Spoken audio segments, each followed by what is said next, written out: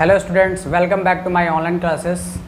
Student, जैसा कि previous classes में हम लोग डिस्कस कर रहे थे कोऑर्डिनेट ज्योमेट्री के 2 लेक्चर्स हो गए थे स्टूडेंट, जिसमें फर्स्ट में मैंने बेसिक कॉन्सेप्ट बताया था और सेकंड में मैंने बताया था फिर आपको साइन सिस्टम। ओके, तो ये बताया था कि जो 4 क्वाड्रेंट होते हैं सबके साइन क्या होते हैं, उस पर बेस्ड मैंने 2-3 एग्जाम्पल्स भी कराए थे। ओके स्टूडेंट, अब हम क्या करते हैं स्टूडेंट, कुछ क्वेश्चंस और भी देखते हैं। ओके, देखो स्टूडेंट, आपके लेवल का जो 9th में जो सिलेबस है एनसीईआरटी के अकॉर्डिंग वो मैंने ऑलमोस्ट करा दिया। ओके, पूरा का पूरा करा दिया। यही चीज़ें पढ़ना है आपको, बेसिक कॉन्सेप्ट पढ़ना है, उसके बाद साइंस सिस्टम पढ़ना है।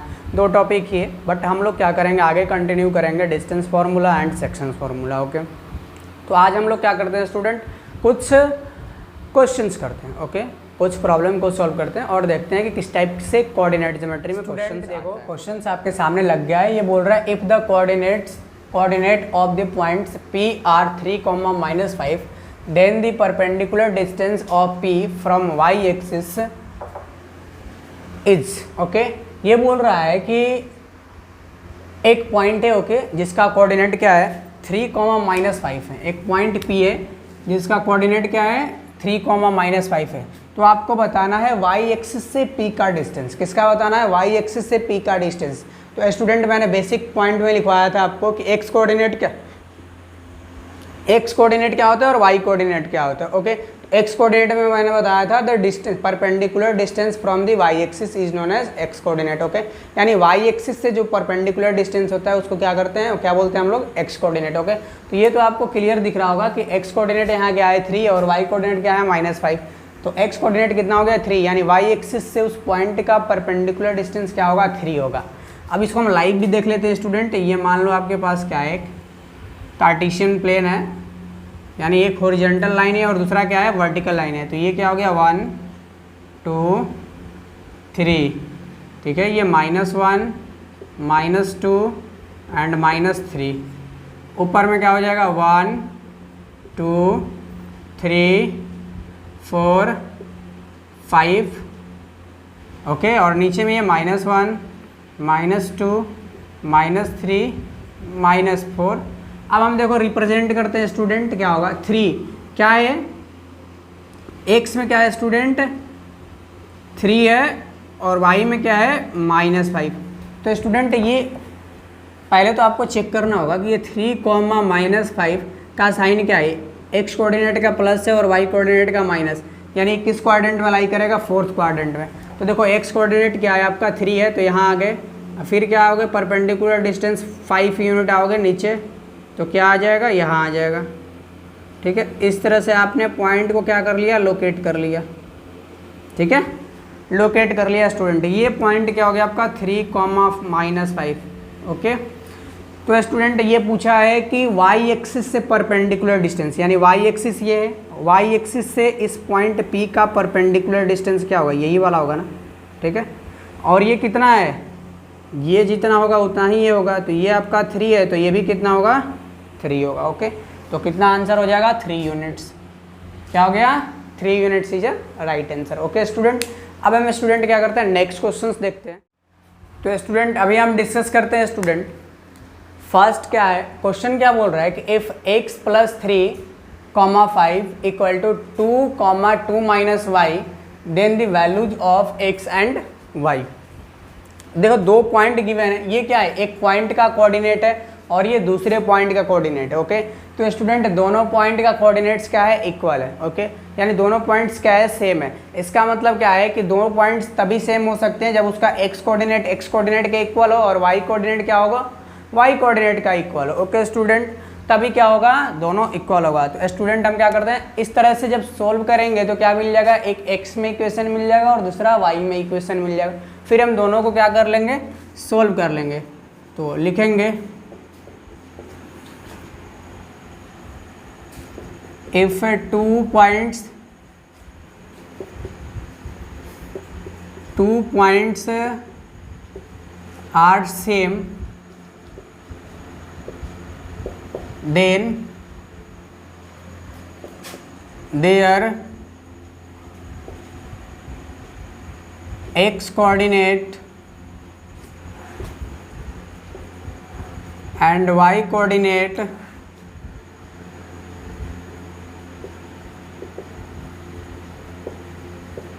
Are equal to each other.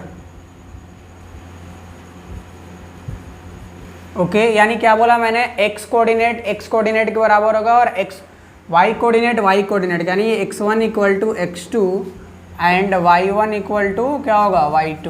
Clear.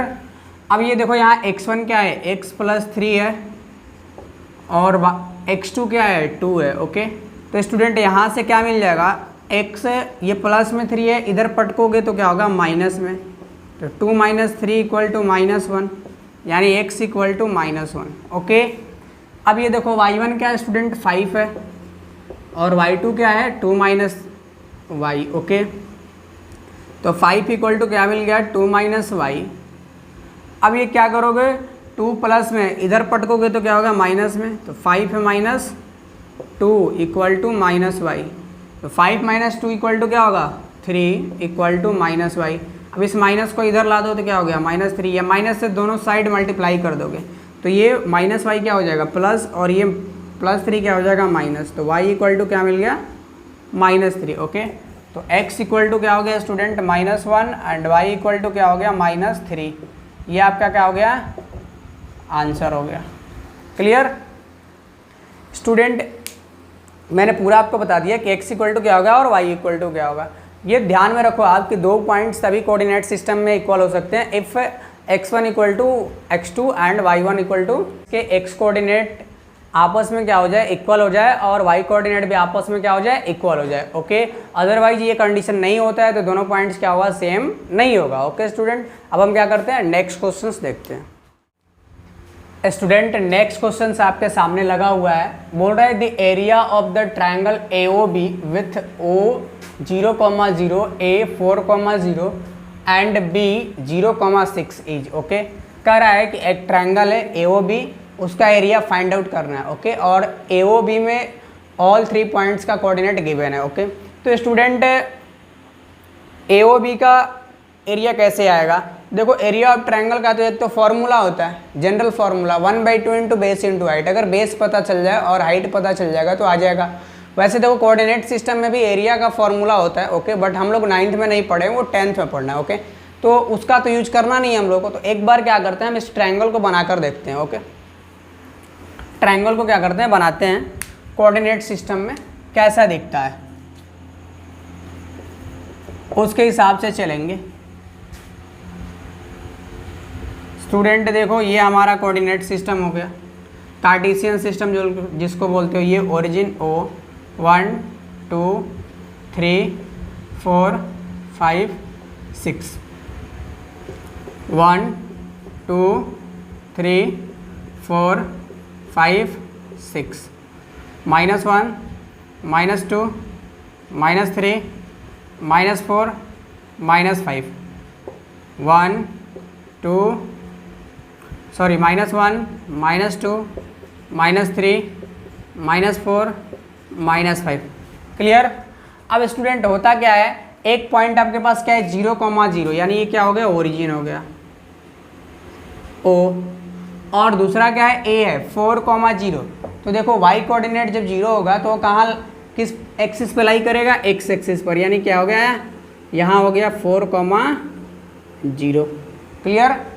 अब हम देखो बात करते हैं स्टूडेंट 0,6। ये 0,6 कहाँ होगा, देखो 0,6 का मतलब क्या है कि x कोऑर्डिनेट इसका क्या है 0, अब शीशा क्या है 0। ओके, तो किस एक्सिस पे लाई करेगा y एक्सिस पर, तो y एक्सिस यहाँ है तो ये मिल गया 0,6। अब ये ट्रायंगल बना लो, ये हो गया आपका B और ये वाला पॉइंट A। तो अब ये ज्वाइन कर लो A से B, ठीक है, ये मिल गया। तो ये वाला ट्रायंगल हो गया, इसी ट्रायंगल का एरिया आपको बताना है। ओके, ये कौन सा ट्रायंगल है स्टूडेंट, राइट एंगल ट्रायंगल। तो राइट एंगल ट्रायंगल का फॉर्मूला क्या होता है, आराम से 1/2 इंटू बेस इंटू हाइट, बहुत ईजी है। Right area of right angle triangle AOB equal to क्या होगा 1/2 into base into height. Student base क्या है ओ बी है, देखो ये वाला क्या हो गया आपका, सॉरी ओ ए क्या हो गया आपका, बेस हो गया, और हाइट क्या हो जाएगा आपका, ओ बी हो जाएगा, ओ बी। तो स्टूडेंट 1/2 इंटू ओ ए कितना है, ये वाला डिस्टेंस कितना है आपका 4, और ये वाला डिस्टेंस कितना है आपका ओ बी 6। तो क्या मिल गया 4 इंटू 6। ओके,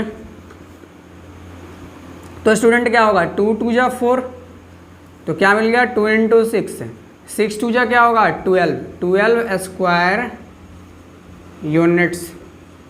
क्लियर, तो ये क्या मिल गया 12 स्क्वायर यूनिट, आंसर हो गया। ओके, यानी देखो किसी भी ट्रायंगल का एरिया, एक तो आपको क्या होना चाहिए, area of triangle coordinate geometry में पढ़ा होना चाहिए आपको, तो वो फॉर्मूला तो आपको पता नहीं है, वो आता है फॉर्मूला 1/2 इंटू समथिंग समथिंग करके आता है, ठीक है, उसके बारे में अभी नहीं जानना है, वो 10th में है।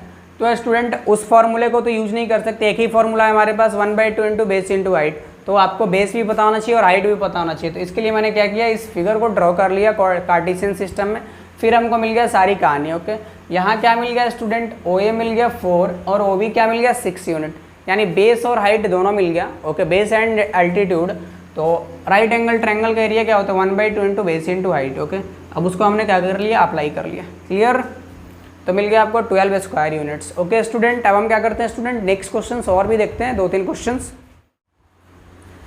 तो स्टूडेंट नेक्स्ट क्वेश्चन आपके सामने है, देखो क्वेश्चंस को एक बार पढ़ते हैं, उसके बाद हम इसको सॉल्व करेंगे आराम से। P is the point -5,3 and Q is the point -5,m. If sum of abscissas and ordinates of both points is equal, then the possible value of m is। ये क्वेश्चन बोल रहा है कि दो पॉइंट है, एक पॉइंट है P और दूसरा है Q। ओके, दोनों का कोऑर्डिनेट गिवन है। क्लियर, अब ये बोल रहा है स्टूडेंट कि सम ऑफ द एब्सिसास, यानी दोनों पॉइंट्स के एब्सिसा का सम एंड ऑर्डिनेट्स का सेम सम क्या है, इक्वल है। क्या है, इक्वल है। तो m का पॉसिबल वैल्यू बताना है। तो देखो क्या बोला है, पहले तो हम पॉइंट्स लिख लेते हैं। p का पॉइंट क्या है आपका -5,3 एंड q का पॉइंट क्या है -5,m।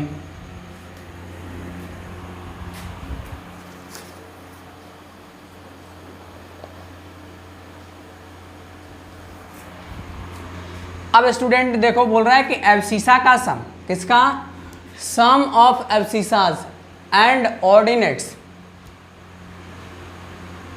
Of both points is equal. तो एब्सिसा का सम क्या होगा, -5 + 5, -5 + -5। ओके, दोनों एब्सिसा, ये देखो इसका एब्सिसा और ये इसका एब्सिसा है, इक्वल टू दोनों का ऑर्डिनेट्स, सम ऑफ दोनों का ऑर्डिनेट्स। Okay, clear. तो फर्स्ट का ऑर्डिनेट 3 है और सेकंड का ऑर्डिनेट क्या है, m है। तो क्या मिल जाएगा -5 + -5, ये देखो प्लस इंटू माइनस क्या होगा -5 = 3 + m। अब ये -5 क्या हो जाएगा -10 = 3 + m। ओके, अब देखो क्या होगा, ये प्लस में इधर आएगा तो क्या होगा माइनस में, तो -10 -3 = क्या हो गया m। स्टूडेंट m = क्या हो जाएगा -10 -3 क्या होगा -13, क्या होगा 13 होगा। क्लियर, m = क्या मिल गया student 13 -13 is a right answer. Okay, ये कंडीशन दिया था, दो कंडीशन को यूज किया, इक्वेशन बनाया, फिर उसके बाद क्या कर दिया स्टूडेंट, सॉल्व कर दिया। देखो ये कह रहा है कि दो पॉइंट है P एंड Q। ओके, और दोनों के एब्सिसा और ऑर्डिनेट्स का सम क्या इक्वल है। तो दोनों के एब्सिसा का एक बार सम किया, तो पहले का एब्सिसा -5 और दूसरे का एब्सिसा भी -5। ओके, इक्वल टू दोनों का ऑर्डिनेट्स का सम। तो पहले का ऑर्डिनेट्स क्या था, पॉइंट P का ऑर्डिनेट्स क्या है 3 और पॉइंट Q का ऑर्डिनेट्स क्या है m, तो 3 + m हो गया। ओके, इस इक्वेशन को सॉल्व किया तो m = क्या मिल गया स्टूडेंट -13। यही क्या होगा आपका राइट आंसर होगा। ओके स्टूडेंट, अब हम क्या करते हैं नेक्स्ट क्वेश्चंस देखते हैं। स्टूडेंट क्वेश्चंस को एक बार पढ़ते हैं और उसके बाद सॉल्व करते हैं। क्वेश्चन बोल रहा है in the order pair a, -12 if the second member of the pair, second member means -12, okay, a pair is 4 times more than the first member, first member से क्या है 4 टाइम्स ज़्यादा है, okay, then the missing member a is, ये बोल रहा है कि सेकंड मेंबर जो है फर्स्ट मेंबर से क्या है 4 टाइम्स ज़्यादा है, क्या है 4 टाइम्स ज़्यादा है। यानी स्टूडेंट अगर इक्वेशन बनाना होगा तो आप ध्यान दो, पहले तो ऑर्डर पेयर में क्या होता है, 2 पॉइंट्स होते हैं एक्स और दो कोऑर्डिनेट होते हैं, एक एक्स और दूसरा क्या होता है वाई। यहाँ बोला है कि सेकंड मेंबर यानी वाई जो है फर्स्ट मेंबर एक्स का क्या है 4 टाइम्स है, क्या है 4 टाइम्स है, तो ये मैंने लगा दिया 4 से मल्टीप्लाई कर दिया, इक्वेशन बैलेंस हो गया। अब यहाँ देखो सेकंड मेंबर यहाँ क्या था, वाई कोऑर्डिनेट क्या है -12 और एक्स कोऑर्डिनेट क्या है ए है, तो रख दिया a इंटू 4। स्टूडेंट a यहाँ क्या होगा, a इंटू 4 इक्वल टू -12 और a क्या 4 क्या है यहाँ मल्टीप्लाई में है, तो इधर क्या आएगा तो क्या होगा डिवाइड में हो जाएगा, क्या हो जाएगा डिवाइड में, यानी -12 इक्वल टू क्या होगा -12 बाई a इक्वल टू -12/4। यहाँ देखो मल्टीप्लाई में, यहाँ आया तो डिवाइड में, तो 4 3 जा क्या हो जाएगा 12, आंसर राइट आंसर। यानी a इक्वल टू क्या मिल गया -3, क्लियर, a इक्वल टू क्या मिल गया -3, ओके। तो ये फर्स्ट ऑप्शन क्या हो जाएगा आपका करेक्ट हो जाएगा, ओके। तो स्टूडेंट आज के लिए इतना ही रखते हैं, मिलते हैं नेक्स्ट वीडियो में। नेक्स्ट वीडियो में हम लोग डिस्टेंस फार्मूला पर बात करेंगे, डिस्टेंस फार्मूला क्या होता है वो सब डिस्कस करेंगे, ओके।